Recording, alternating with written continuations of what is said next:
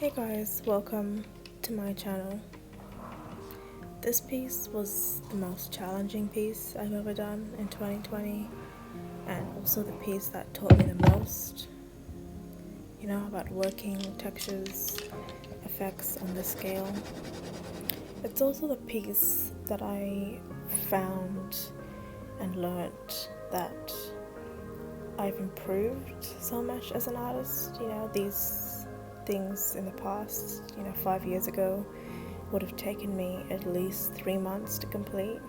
But it's crazy, more practice makes perfection, and the more I do things, the more better I get at it, and it's taken me under 30 days to complete this big piece.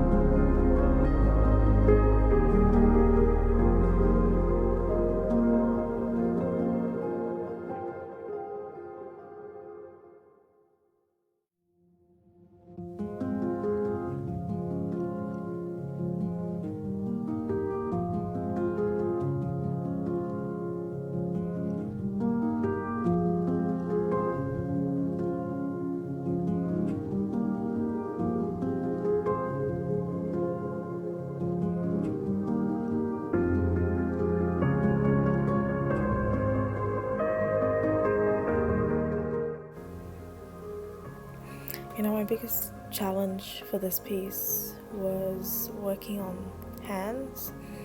Usually hands aren't something I struggle with, but doing it on this scale was, because everything's kind of blown up, and not only do you see your mistakes, but you don't want anyone else to kind of pinpoint those inaccurate parts as well. So taking that extra time to really study hands and take a look at those little shapes that you don't really see often. So I kind of stepped back for a few hours a day and had a look at different hands and what makes hands, and shadowing and highlights, because hands are made up of skin. So if you darken certain areas, or if you lighten too many areas, or shadow certain areas that aren't meant to be shadowed, it can make the skin look quite older than what it is. So taking that extra time to just work on the little details really does make a huge difference.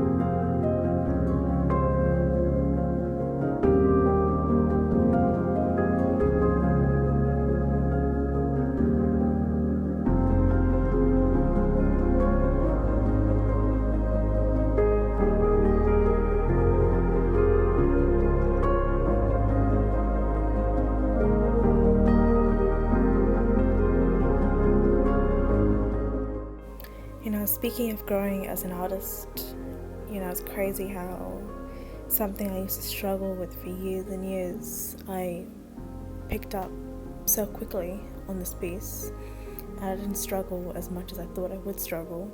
And eyes are not something I enjoy creating often, but I was just kind of blown away with this piece because I know even though this is sped up, it took me a lot shorter to work on Voldemort's eyes than I thought it would, considering he has so many little details in his eyes that you don't really see in the movie, because movies have this film preset set on them, but taking that time to work on all those little details that you don't really see was just mind-blowing. And I kind of appreciated the hair and makeup department and the art department of these movies even more, because unless you take a picture of him and blow it up and really zoom in and take the time to look at all those details that make him what he is, you don't really notice them when you're watching the movie. So I was really appreciative of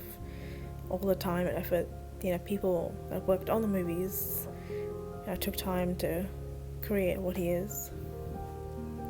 A lot of parts in his eyes just blew me away because they look kind of milky when you see the movie, but when you take away that glare and you kind of reduce the brightness, you can get to see all these tiny little veins in his pupils that just I had so much fun creating as well.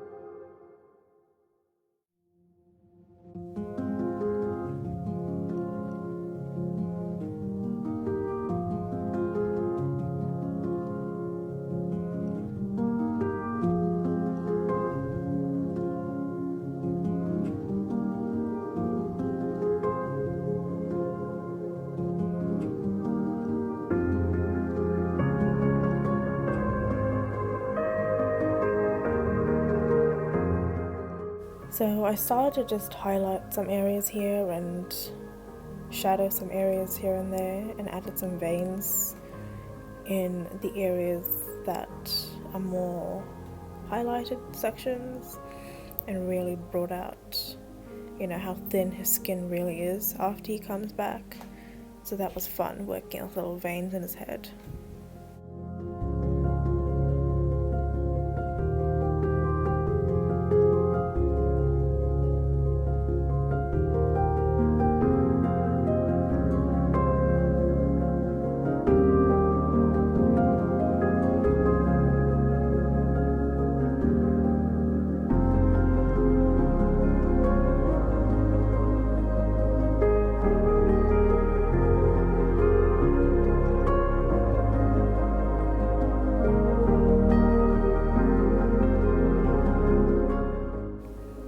This was also the first time I ever used graphite powder.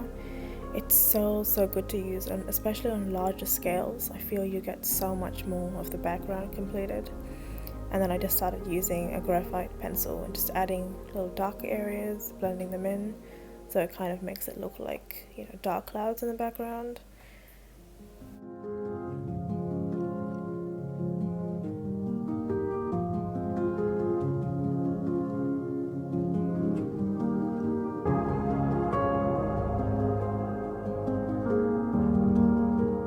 So if anyone's curious, this is the 0.7 brush tip pen by Posca. It's absolutely brilliant for highlights and little details. Thank you so much for watching, guys. If you like that, don't forget to give it a little thumbs up, and be sure to follow my other links to my shop and my Instagram for news or any updates as well.